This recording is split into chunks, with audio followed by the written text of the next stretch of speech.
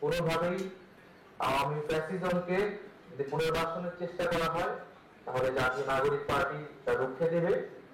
এবং আমরা মনে করি যে আওয়ামী লীগ গত 15 বছর এবং ইতিহাসের দিকে তাকালে এর আগেও তারা বাকশাল তৈরি করেছে আওয়ামী লীগের, এবং গত 15 বছরের যে গণহত্যা, গুম এবং জুলাই হত্যাকাণ্ড, এত কিছুর পরে তারা আসলে আর রাজনৈতিক দল হিসেবেই বিবেচিত হতে পারে না।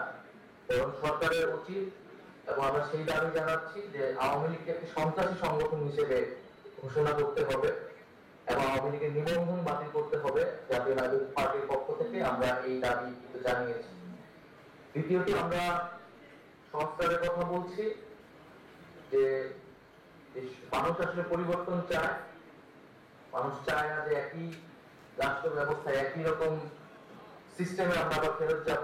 কিন্তু আমরা দেখছি যে বিভিন্ন রাজনৈতিক দল পুরোনো বন্দোবস্তেরই সমর্থন পেয়ে যাচ্ছে, সংস্কারে অনেকেরই আগ্রহ। যতকালই আগ্রহ অনাগ্রহ থাকুক না কেন, জাতীয় নাগরিক পার্টি এবং এই জুলাই গণঅভ্যুত্থানের যারা আমরা ছিলাম একসাথে, তারা অবশ্যই সংস্কারের জন্য পরিবর্তনের লক্ষ্যে আমরা কাজ করে যাব।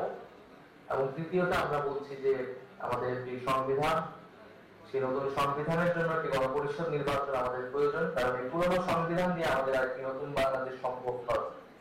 নারায়ণগঞ্জ বাংলাদেশের সবসময় গুরুত্বপূর্ণ ভূমিকা রেখেছে বাংলাদেশের রাজনীতিতে, আন্দোলন সংগ্রামে। আমাদের জুলাই আন্দোলনেও নারায়ণগঞ্জের ছাত্রছাত্রীরা ব্যাপক ভূমিকা পালন করেছে।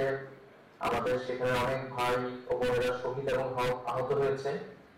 আমি তাদের সকলের প্রতি শ্রদ্ধা জানাচ্ছি।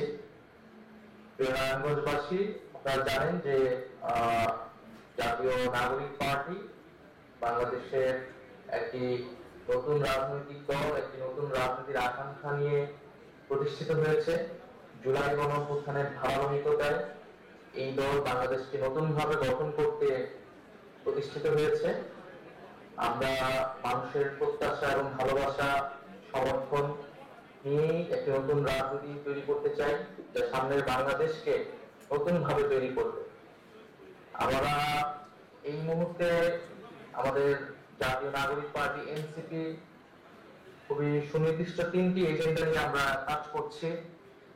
আমরা বলছি যে জুলাই গণঅভ্যুত্থানের বিচার এবং রাষ্ট্রের কাঠামোগত সংস্কার এবং একটি নতুন সংবিধানের জন্য গণপরিষদ নির্বাচন, আমরা এই 3টি দাবির কথা বলছি।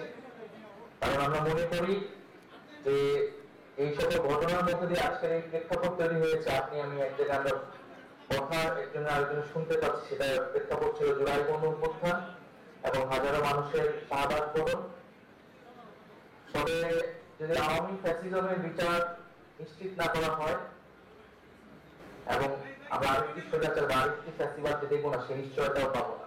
ফলে বিচার নিশ্চিত করা এবং দৃশ্যমান বিচার নির্বাচনের আগে দেখা, এটাই আমাদের একটি গুরুত্বপূর্ণ দাবি।